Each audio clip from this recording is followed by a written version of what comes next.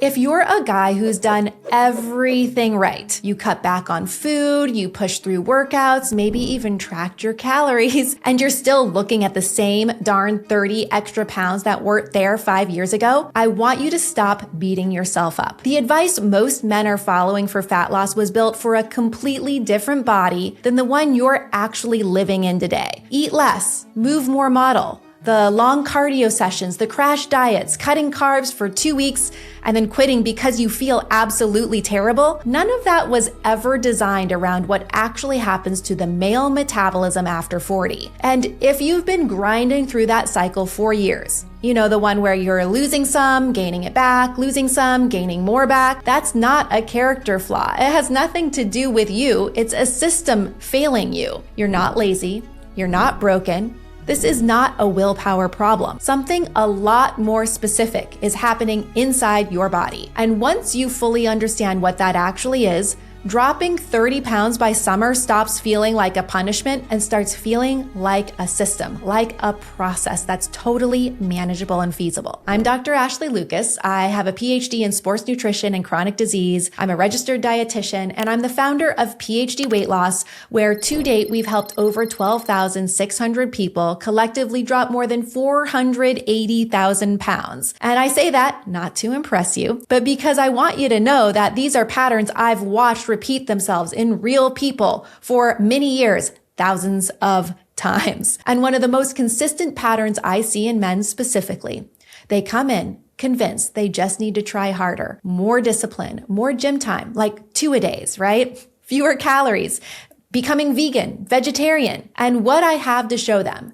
gently, but very, very clearly, is that trying harder with the wrong strategy is exactly what's keeping the weight on. Here's the reframe that could change everything for you. Your body is not your enemy. Your metabolism is not broken. What's happened is that your biology has shifted, your hormones, your insulin response, your stress chemistry, and the strategies that worked in your 20s are now working against you. Your body is doing exactly what it was designed to do given the signals it's been receiving. The goal isn't to punish it into submission. The goal is to change the signals. Let's talk about what those signals actually are so you can do something about it. There are 3 primary systems driving stubborn fat storage in men, especially the belly fat. It's insulin regulation, cortisol patterns, and metabolic flexibility. When these 3 things are out of balance, it does not matter how disciplined you are, the fat is not going anywhere, and it's going to start to continue to pile on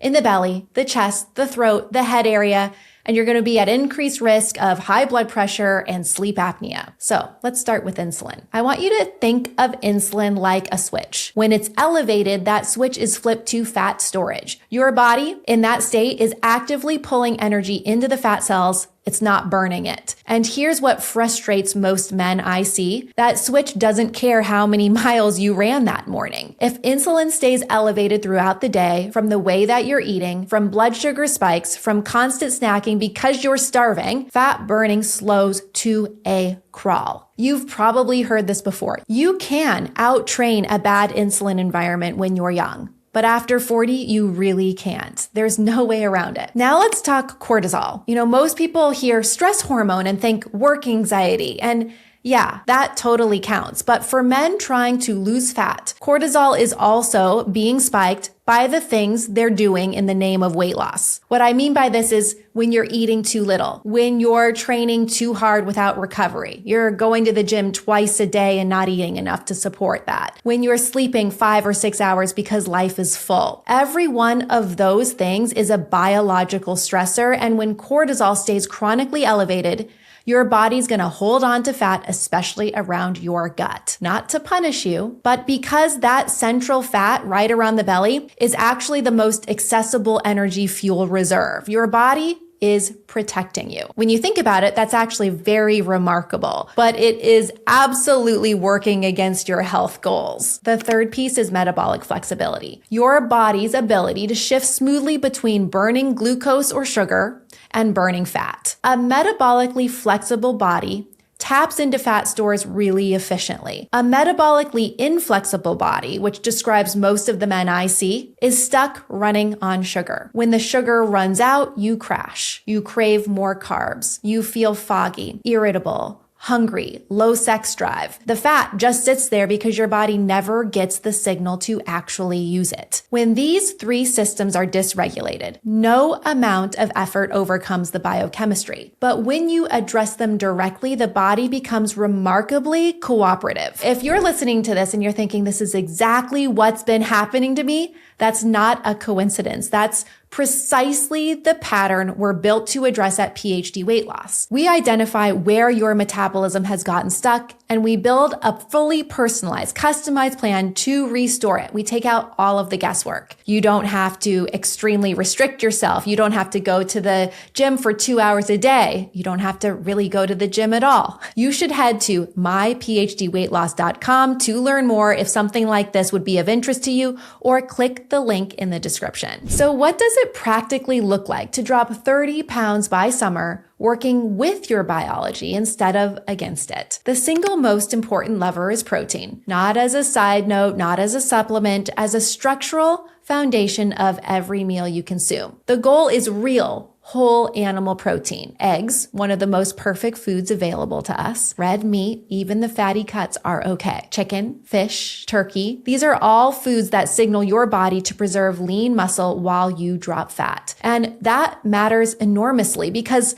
when men lose weight without adequate protein, a significant portion of that weight is actually muscle. Less muscle means a slower metabolism. A slower metabolism means fat loss grinds to a halt. You'll hit plateaus. And then the weight comes back faster when you stop whatever diet you were on. And now you're actually fatter than you were to begin with because you lost muscle and you gained back only fat. Not good. Practically, what you want to do is aim for about 40 to 55 grams of protein with your first meal of the day. Now, the true amount of protein you want to consume depends on your goals, your unique body, but this is just generalized guidelines. Think about 40 to 55 grams of protein with your first meal of the day, again, depending on your body size and other specific things unique to you. That first meal sets your blood sugar, your hunger hormones, your energy up for the entire day. Eggs with full-fat Greek yogurt. Eggs alongside quality meat. That is a first meal your body can actually use.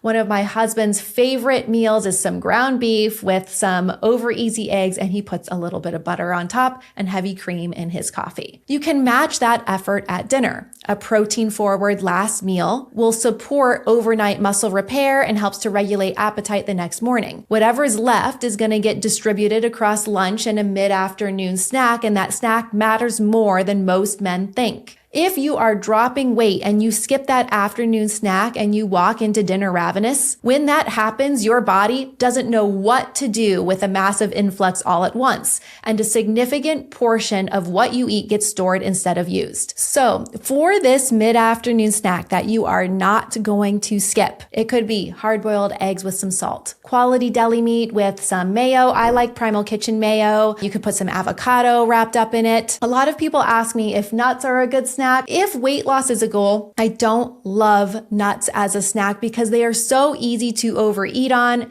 and they're not super filling. I could eat an entire bag of macadamia nuts and go into dinner and not be even fazed by whatever 2,000 calories worth of nuts. So if you're like me, I would consider keeping nuts and nut butter out of the mix during the high weight loss phase. But ultimately, you want some kind of protein and healthy fat, something that keeps blood sugar stable and sets you up for a calm, controlled dinner. I'll hear from so many men before they start their PhD program, they won't eat throughout the day. They get home from work, they snack on all of the kids' food, all of the kids' snacks, and then they go into dinner. They eat a big dinner and then they just can't stop eating throughout the rest of the night. Or maybe they don't eat throughout the rest of the night, but their metabolism is so slow, even just that amount, the snack before dinner and dinner, keeps piling weight on their body. So if this is you, you are not alone. So next, you want to get insulin under control. This means stepping away from the foods and drinks that spike blood sugar fast. Liquid calories are a major one for men. The This is juice, even if it seems like it's healthy. Those green drinks usually have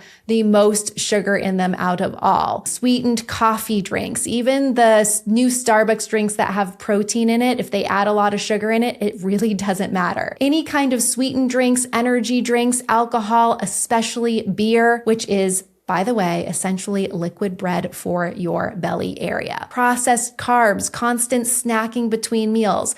Every spike is keeping the fat storage switch turned on. Instead, now you're going to build meals around protein and fiber. Non-starchy veggies alongside your protein. Healthy fats like avocado. Butter is a healthy fat. Tallow, olive oil.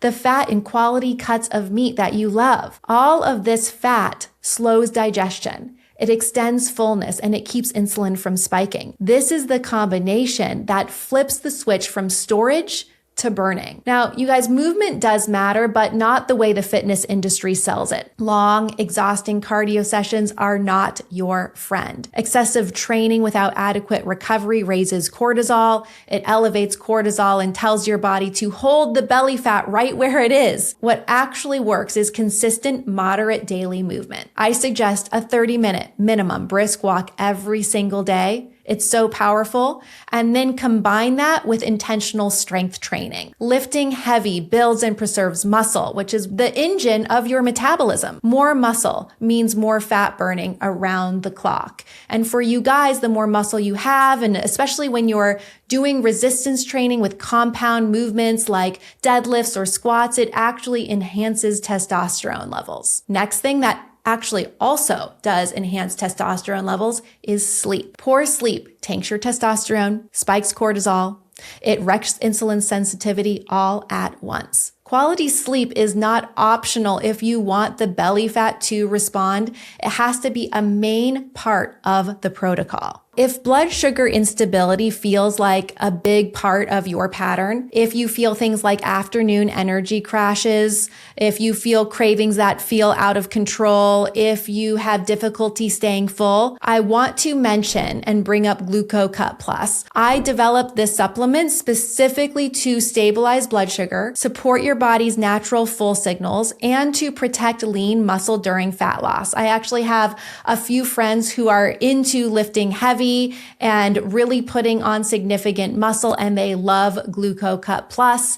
It helps them to preserve muscle while cutting fat, and there's no stimulants in it. It is designed to work with your body, not to override it. If something like this you think would benefit you, you should check it out, dr.ashleywellness.com. There's also a link in the description. Use code Ashley10 to get a special discount for listening to this episode. So here's what I would love for you to carry out of this. Your body has not turned against you. It might feel like that, but it has been responding. It's responding actually very intelligently and protectively to the inputs it's been receiving. Chronic stress signals, blood sugar chaos, inadequate protein for most of you, not enough recovery. Your body did exactly what it was supposed to do with all of that. Now, what you're going to do is change the inputs. And as a result of that, the body's going to change its response. And this isn't a theory. This is just how biology works. 30 pounds by summer is totally possible. It is absolutely within your reach. It requires you working with your physiology, not grinding against it. Protein at every meal, stable blood sugar throughout the day, smart, sustainable movement with real recovery. These aren't going to be extreme measures, but they're going to be the conditions your body actually needs to feel safe enough to let the fat go. When these conditions are met, your body knows exactly what to do. It was designed for this. It wants this. You just need to give it the right environment. Take a look at this video right here if you want to learn about healthy breakfast options for dropping weight. Remember, you've got to step up to make the change. Lead with your heart, train your mind, and do not negotiate with your body. I'll see you next time.